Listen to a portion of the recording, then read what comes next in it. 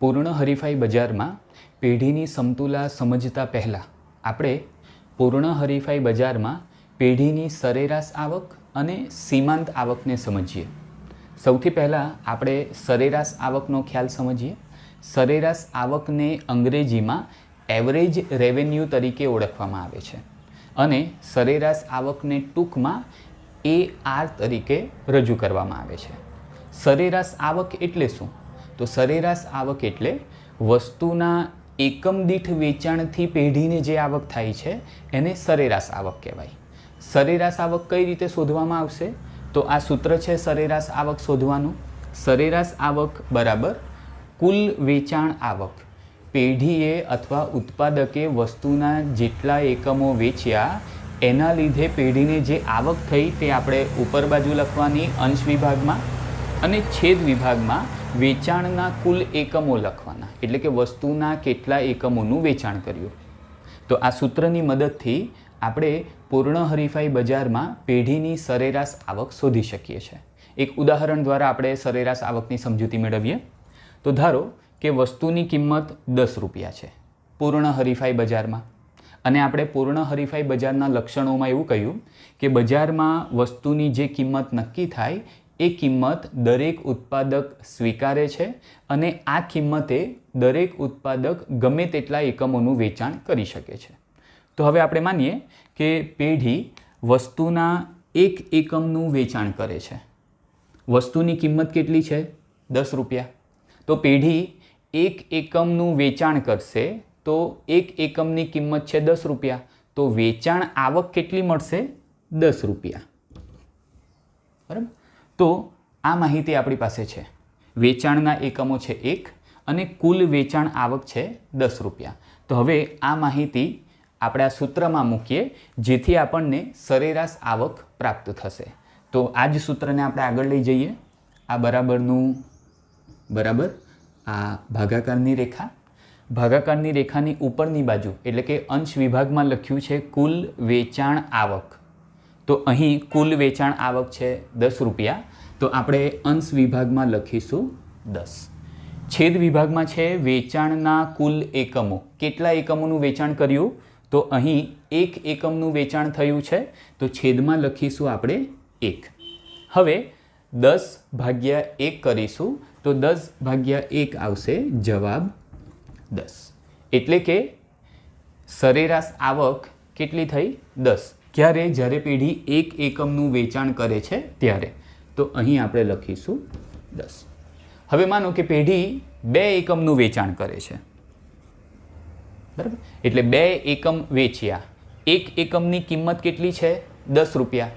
તો એક એકમની કિંમત 10 રૂપિયા હોય ત્યારે પેઢી જો 2 એકમનું વેચાણ કરે તો એક એકમના 10 રૂપિયા, તો 2 એકમના પેઢીને કુલ વેચાણ આવક થશે 20 રૂપિયા।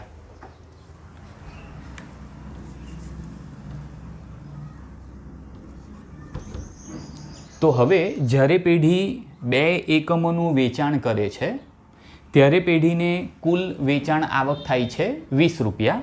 તો ત્યારે સરેરાશ આવક કેટલી છે? તો ફરીથી આપણે સૂત્રમાં માહિતી મૂકીએ અને ગણતરી કરીએ।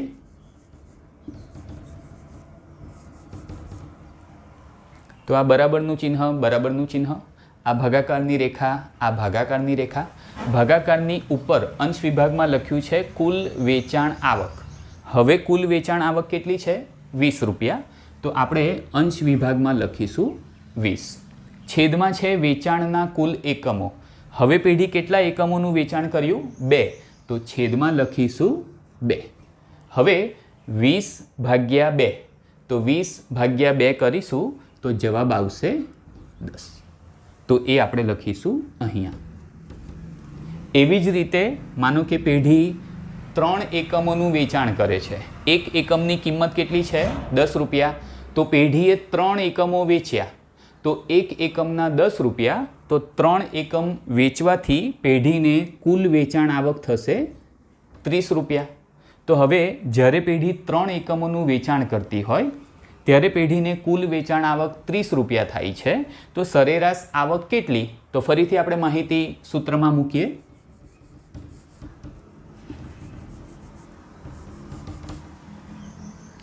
તો તો અંશ વિભાગમાં આપણે લખવાનું છે કુલ વેચાણ આવક. કુલ વેચાણ આવક છે 30 રૂપિયા, તો આપણે અહીં લખીશું 30 રૂપિયા. છેદમાં છે વેચાણના કુલ એકમો, તો વેચાણના કુલ એકમો છે 3, તો છેદમાં લખીશું 3. હવે 30નો ભાગાકાર 3 સાથે કરીશું, તો 30 ભાગ્યા 3 કરીશું તો જવાબ આવશે 10. તો આપણે અહીં લખીશું 10. તો એનાથી આપણને એવું જાણવા મળે છે કે પૂર્ણ હરીફાઈવાળા બજારમાં પેઢી ગમે તેટલા એકમોનું વેચાણ કરી શકે છે પ્રવર્તમાન કિંમતે, ત્યારે પેઢીની સરેરાશ આવક સ્થિર રહે છે. બરાબર. અને જો આપણે એક મુદ્દો નોટ કરીએ તો વસ્તુની કિંમત છે 10 રૂપિયા, સરેરાશ આવક છે 10 રૂપિયા, એટલે કે બંને સરખા છે. તો વસ્તુની કિંમત માટે આપણે અંગ્રેજી અક્ષર વાપરીએ છીએ P, પ્રાઇઝ, અને સરેરાશ આવક માટે આપણે વાપરીશું AR. તો પૂર્ણ હરીફાઈવાળા બજારમાં વસ્તુની કિંમત અને પેઢીની સરેરાશ આવક એ બંને કેવા હોય છે? સરખા હોય છે. તો આ મુદ્દો થયો આપણો સરેરાશ આવક. હવે આપણે પૂર્ણ હરીફાઈ બજારમાં પેઢીની સીમાંત આવકના ખ્યાલને સમજીએ. સીમાંત આવક માટે અંગ્રેજી શબ્દ છે માર્જિનલ રેવન્યુ, એટલે સીમાંત આવકને ટૂંકમાં MR તરીકે દર્શાવવામાં આવે છે. હવે સીમાંત આવક એટલે શું? તો સીમાંત આવક એટલે વસ્તુના વધારાના એક એકમના વેચાણથી કુલ આવકમાં જે વધારો થાય છે તેને સીમાંત આવક કહે છે. એટલે કે પેઢી અથવા ઉત્પાદક વસ્તુનો વધારાનો એક એકમ વેચે, એમાંથી પેઢીને જે આવક થાય, ઉત્પાદકને જે આવક થાય એને સીમાંત આવક કહેવાય. હવે ઉદાહરણ તરીકે આપણે સમજીએ તો આપણે એવું માની લઈએ કે વસ્તુની કિંમત છે 10 રૂપિયા. પૂર્ણ હરીફાઈવાળા બજારમાં જ્યાં કુલ માંગ અને કુલ પુરવઠો સરખા થાય છે ત્યાં વસ્તુની કિંમત નક્કી થાય છે. આ કિંમત બધા ઉત્પાદકોએ સ્વીકારવાની છે અને આ જ કિંમતે વસ્તુનું વેચાણ કરશે. હવે માનો કે ઉત્પાદક અથવા પેઢી વસ્તુનો પહેલો એકમ એક એકમ વેચે છે. કેટલા રૂપિયામાં વેચાશે? 10 રૂપિયામાં. તો પેઢી એક એકમ વેચશે 10 રૂપિયામાં, તો પેઢીને વેચાણમાંથી આવક કેટલી થશે? 10 રૂપિયા, કારણ કે 10 રૂપિયાની વસ્તુ છે. બરાબર. તો પહેલા એકમ માટે સીમાંત આવક થશે 10. હવે પેઢી વધારાનું એક એકમનું વેચાણ કરે છે, એટલે કે પહેલા એક એકમનું વેચાણ પેઢી કરતી હતી, હવે હજી વધારાનું એક, એટલે કેટલા એકમ થઈ જશે? 2. વસ્તુની કિંમત છે 10 રૂપિયા એક એકમની. હવે પેઢી એક નહીં પણ 2 એકમ વેચે છે, તો એક એકમના 10 રૂપિયા, તો 2 એકમના 20 રૂપિયા પેઢીને કુલ વેચાણ આવક થશે. હવે આપણે વ્યાખ્યામાં જોઈએ. વસ્તુના વધારાના એક એકમના વેચાણથી કુલ આવકમાં જે વધારો થાય છે તેને સીમાંત આવક કહેવાય. તો પેઢીએ એક વધારાના એકમનું વેચાણ કર્યું. પહેલાં પેઢી એક એકમનું વેચાણ કરતી હતી, હવે પેઢી વધારાનું એક, એટલે 2 એકમ થઈ ગયા. પેઢીની પહેલાં વેચાણ આવક હતી 10, હવે વેચાણ આવક થઈ ગઈ 20. તો કુલ આવકમાં જે વધારો થયો, કુલ આવક પહેલાં હતી 10, હવે થઈ ગઈ 20. તો વધારો કેટલા રૂપિયાનો થયો? 10થી વધીને 20 થાય તો વધારો થયો કહેવાય 10 રૂપિયા. એટલે વધારાના એક એકમનું વેચાણ પેઢી કરે છે ત્યારે પેઢીને સીમાંત આવક મળે છે 10 રૂપિયા. એટલે હવે પેઢી 2 એકમનું વેચાણ કરે છે. માનો કે હવે પેઢી હજી વધારાના એક એકમનું વેચાણ કરે, એટલે હવે વેચાણના એકમો કેટલા થઈ જાય? 3 થઈ જાય. વસ્તુની કિંમત છે 10 રૂપિયા, તો પેઢી 3 એકમનું વેચાણ કરે છે. એક એકમની કિંમત છે 10 રૂપિયા, તો 3 એકમના વેચાણથી પેઢીને કુલ વેચાણ આવક થશે 30 રૂપિયા. સીમાંત આવકની વ્યાખ્યા શું છે? વસ્તુના વધારાના એક એકમના વેચાણથી કુલ આવકમાં જે વધારો થાય છે તે. તો પેઢી પહેલાં 2 એકમ વેચતી હતી ત્યારે પેઢીને કુલ આવક થતી હતી 20. હવે પેઢીએ 2થી વધારીને 3 એકમ વેચ્યા, વધારાના એક એકમનું વેચાણ કર્યું, તો પેઢીની કુલ આવક 20થી વધીને થઈ ગઈ 30. તો કુલ આવકમાં કેટલો વધારો થયો કહેવાય? જ્યારે આવક 20થી વધીને 30 થાય, તો 20થી વધીને 30 થાય એનો મતલબ કુલ આવકમાં 10 રૂપિયાનો વધારો થયો. તો એ જે વધારો થયો 10 રૂપિયા એ કહેવાશે સીમાંત આવક. તો આપણે પૂર્ણ હરીફાઈ બજારમાં પેઢી એક જ કિંમતે વધારાના એકમોનું વેચાણ કરી શકે છે. આથી પેઢીની સીમાંત આવક પૂર્ણ હરીફાઈવાળા બજારમાં એક સરખી રહે છે. એટલે કે આપણા ઉદાહરણમાં સીમાંત આવક 10 છે.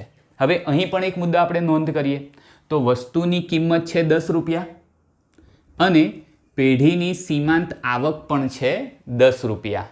એટલે કે વસ્તુની કિંમત પ્રાઇઝ P અને પેઢીની સીમાંત આવક એટલે કે MR એ બંને સરખા હોય છે.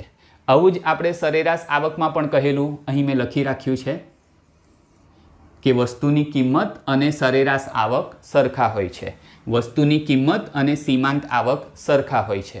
તો એનો અર્થ એ થયો કે પૂર્ણ હરીફાઈવાળા બજારમાં વસ્તુની કિંમત, સરેરાશ આવક અને સીમાંત આવક ત્રણે ત્રણ પૂર્ણ હરીફાઈવાળા બજારમાં એક સરખા હોય છે. કારણ કે વસ્તુની કિંમત પૂર્ણ હરીફાઈવાળા બજારમાં કુલ માંગ અને કુલ પુરવઠા દ્વારા નક્કી થાય છે. આ કિંમત દરેક ઉત્પાદકે સ્વીકારી લેવાની હોય છે અને આ કિંમતે પેઢી અથવા ઉત્પાદક ગમે તેટલા એકમોનું વેચાણ કરી શકે છે, વધારાના એકમોનું વેચાણ કરી શકે છે. એટલા માટે પૂર્ણ હરીફાઈવાળા બજારમાં વસ્તુની કિંમત, પેઢીની સરેરાશ આવક અને પેઢીની સીમાંત આવક એક સરખી હોય છે. બરાબર. હવે આ બાબતને આપણે આકૃતિમાં જોઈ લઈએ. એ બાબત આપણને પૂર્ણ હરીફાઈ બજારમાં પેઢીની સમતુલાને સમજવામાં ઉપયોગી થશે. પૂર્ણ હરીફાઈ બજારમાં પેઢીની સરેરાશ આવક અને સીમાંત આવકની આપણે આકૃતિમાં રજૂઆત જોઈએ. આકૃતિ માટે સૌથી પહેલાં આપણે OX ધરી દોરીશું અને OX ધરી ઉપર ઉત્પાદન અથવા વેચાણ દર્શાવીશું અને OY ધરી, ઊભી ધરી ઉપર આપણે વસ્તુની કિંમત, સરેરાશ આવક અને સીમાંત આવક દર્શાવીશું.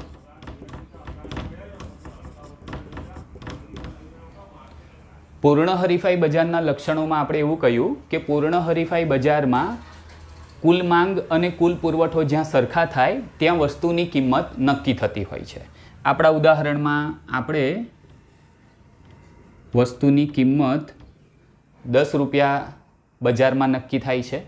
હવે અગાઉના મુદ્દામાં આપણે એવું કહ્યું કે પૂર્ણ હરીફાઈવાળા બજારમાં વસ્તુની કિંમત, પેઢીની સરેરાશ આવક અને પેઢીની સીમાંત આવક ત્રણે ત્રણ એક સરખા હોય છે.